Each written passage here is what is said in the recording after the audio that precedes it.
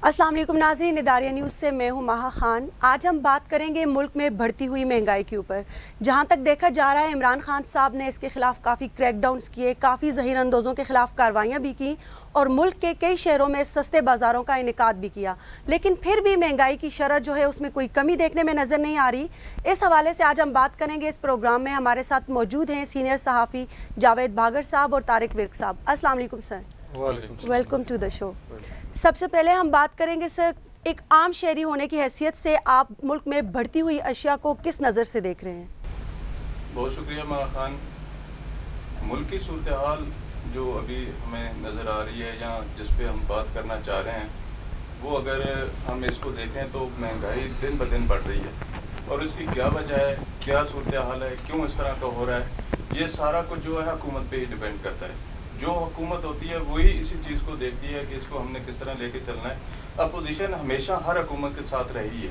Opposition का काम ये होता है कि निशानदेही करना कि कौन सी चीज़ गलत हो रही है और कौन सी चीज़ सही हो रही है। अगर आप सही सिमत में जा रहे होते हैं तो अपोजिशन उसको अच्छे तरीके से देखती है और उसकी अच्छे तरीके से निशानदेही करने के अलावा आपको साथ लेके चलती है। लेकिन जब मुल्क में ऐसी सूरत हाल पैदा हो जाती है, जैसे कि अभी सूरत हाल है, महंगाई कंट्रोल नहीं हो पा रही। इस हुकूमत के बड़े दावे थे कि वो महंगाई पे कंट्रोल करेंगे और अपनी आवाम को हर चीज़ सस्ते दामों मुहैया करेंगे। लेकिन अब सूरत हाल कुछ इस तरह की हो रही है कि कोई भी चीज़ सस्ती मुयस्सर नहीं है। अगर कोई चीज़ मिल भी रही है तो वो इतनी महंगी है कि जो आम आदमी की पहुंच से बहुत दूर है।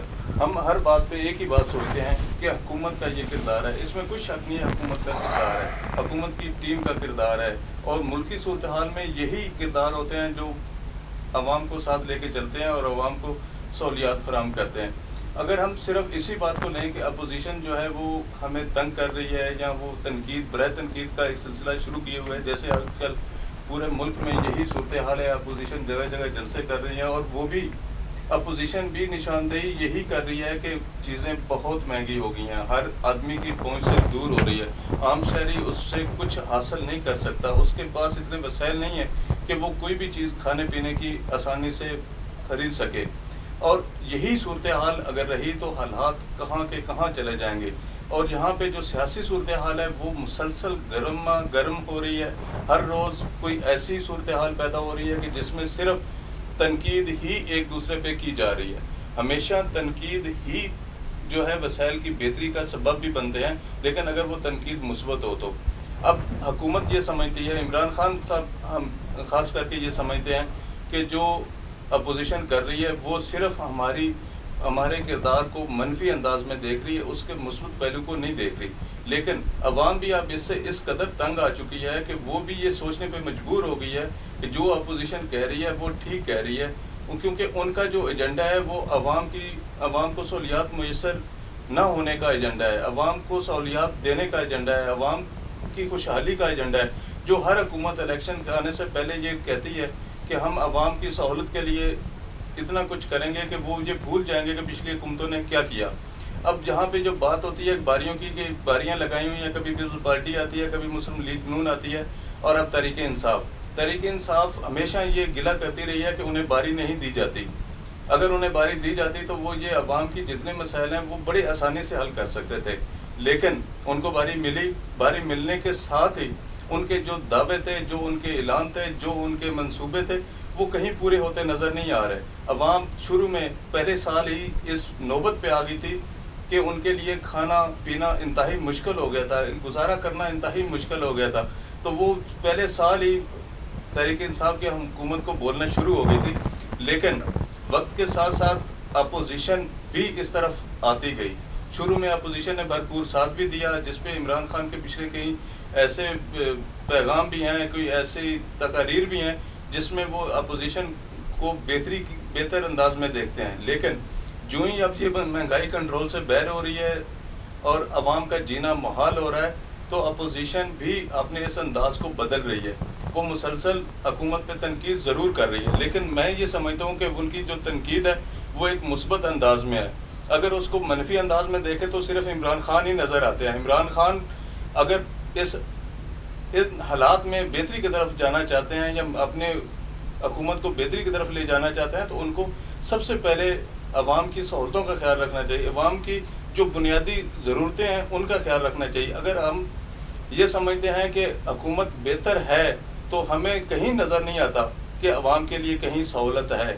عوام کو آٹا میسر نہیں ہے, عوام کو چینی نہیں مل رہی ہے, عوام کو دال چاول باقی ہر چیز جو ہے وہ بالکل بھی ان کی اوقات سے باہر ہے, وہ ان کو خرید پا نہیں رہے ہیں.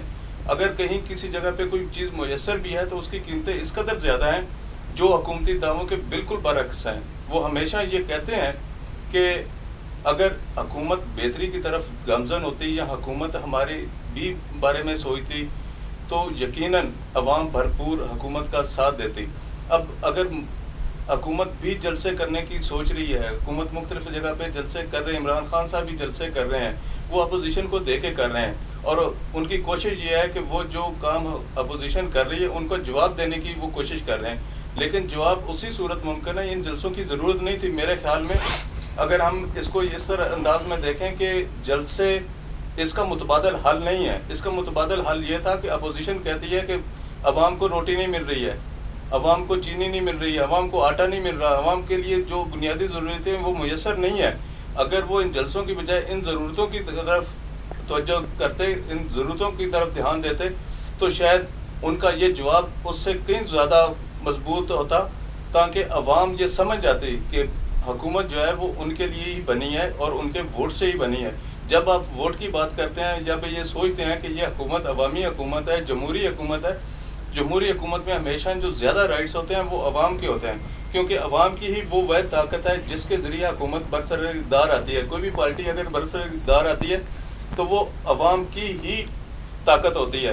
ہم یہ دیکھتے ہیں ایوانوں میں بیٹھے ہوئے, یہ سنتے ہیں ان لوگوں کو کہ جو ایوانوں میں بیٹھے ہیں کہ وہ ہمیشہ عوام کی بات کرتے ہیں. لیکن آج کل جو ایشو چل رہا ہے, کبھی میں نے یہ تقریر نہیں سنی کہ وہاں پہ عوام کی بات ہو رہی ہے. وہاں پہ تو ذاتی لڑائیاں چل رہی ہیں. یہ نہیں کہا جا رہا کہ چینی کو سستا کرنے کا کیا طریقہ اختیار کیا جا سکتا ہے, آٹا کس طرح میسر ہو سکتا ہے, ایک عام آدمی کی زندگی کس طرح بدل سکتی ہے. عمران خان جو دعوے کرتے تھے, کہتے تھے کہ میں آؤں گا تو عوام کی زندگی کو میں بدل کے رکھ دوں گا, یہاں پہ کوئی غریب نہیں رہے گا. اور یہ بات اب مجھے تو ایسا لگتا ہے کہ غریب مارنے کی بات ہو رہی ہے, غریب بچانے کی بات نہیں ہو رہی. اگر آپ نے غریب کو بچانا ہے تو غریب کو سہولیات دینی ہے, اس کو آٹا فراہم کرنا ہے, اس کو چینی فراہم کرنی ہے, اس کی بنیادی ضرورتوں کا خیال رکھنا ہے.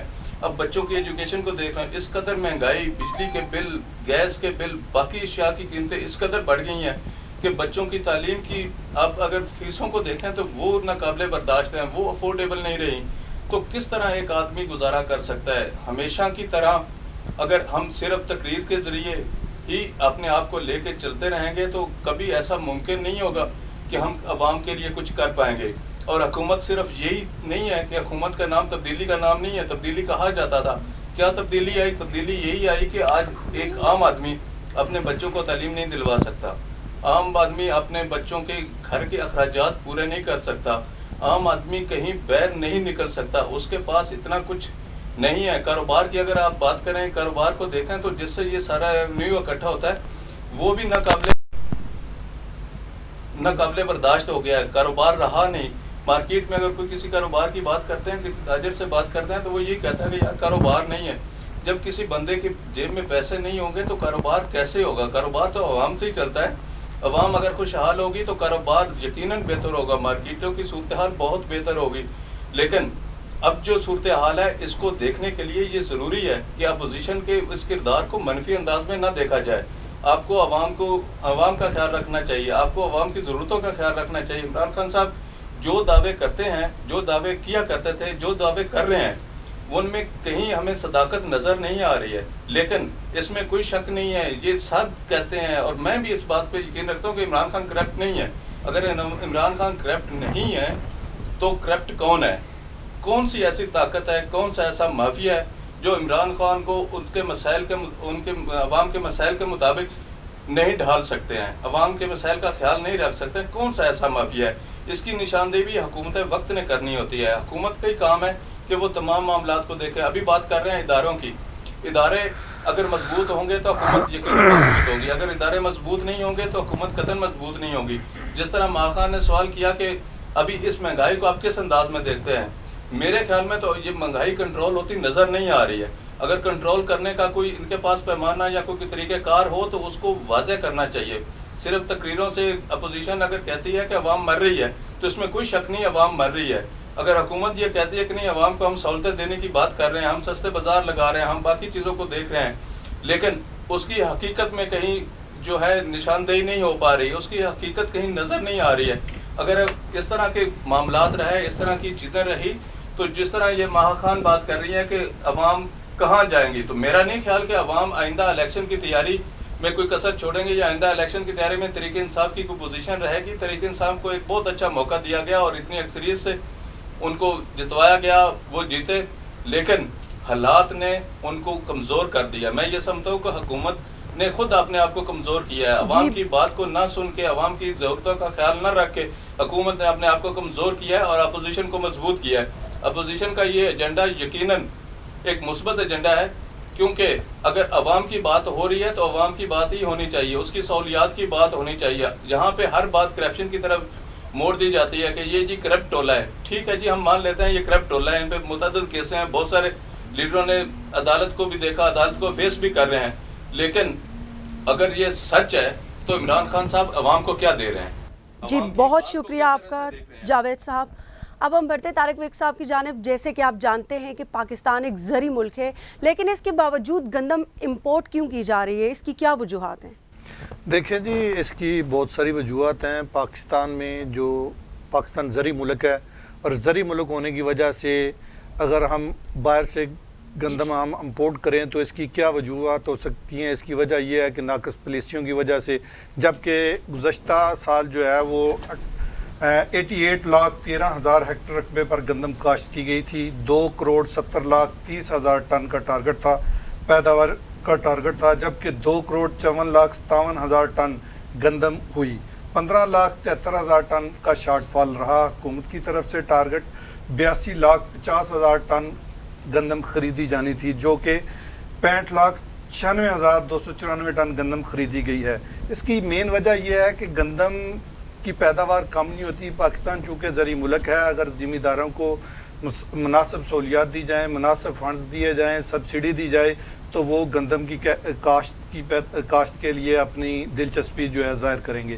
اگر گندم کے لیے آپ ان کو فیسیلیٹیٹ نہیں کریں گے, جیسے دیکھیں کھاد کی قیمتیں آسمان کو چھو رہی ہیں, پیسٹی سائڈ ہے وہ بھی مہنگی ہے, اور ہمارا چونکہ بغیر پانی کے بہت سارا علاقہ ایسا ہے جہاں نہری پانی ہونا چاہیے, اور جو انڈر گراؤنڈ واٹر ہے وہ ٹھیک نہیں ہے, جس کی وجہ سے وہ بہتر فصل نہیں ہوتی. اب چونکہ ریٹ دیکھ لیں, ریٹ جو ہے اب مارکیٹ میں تقریباً 2300 روپے من گندم جو ہے نا وہ فروخت ہو رہی ہے, جبکہ باہر سے گندم امپورٹ جو کی جا رہی ہے وہ میرا خیال ہے اس سے بھی زیادہ شاید ریٹ پڑ رہا ہے.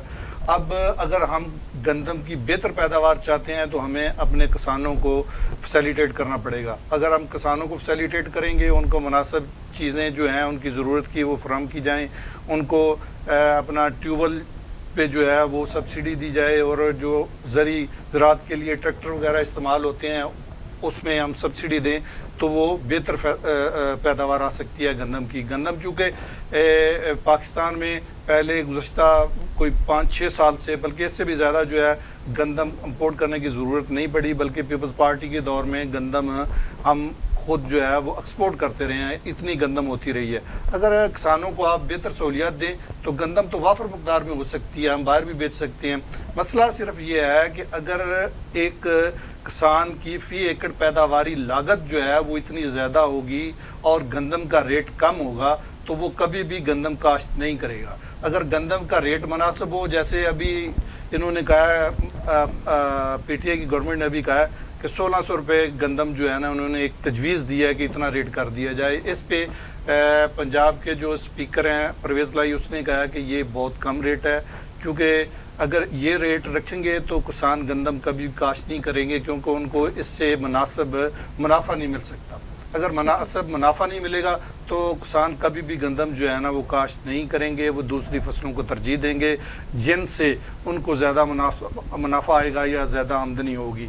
اور دوسری وجہ یہ ہے کہ اگر ہماری یہ دوسری فصل جو ہے وہ کپاس کی ہے, کپاس کی صورتحال آپ کے سامنے ہے. کبھی وقت تھا تو ہم انڈیا سے زیادہ پاکستان میں کپاس کی پیداوار ہوتی تھی. اب حکومتی پالیسیوں کی وجہ سے اور بہترین بیج کی فراہمی نہ ہونے کی وجہ سے وہ کسانوں کی جو کپاس کی فصل ہے وہ دن بدن کم ہوتی جا رہی ہے, اور اس کا نقصان جو ہے وہ پاکستان کو ہو رہا ہے, اور پاکستان کو اپنی جو فیکٹریاں ان کے لیے کپاس جو ہے باہر سے منگوانا پڑتی ہے. بہت شکریہ جی, بہت شکریہ آپ کا.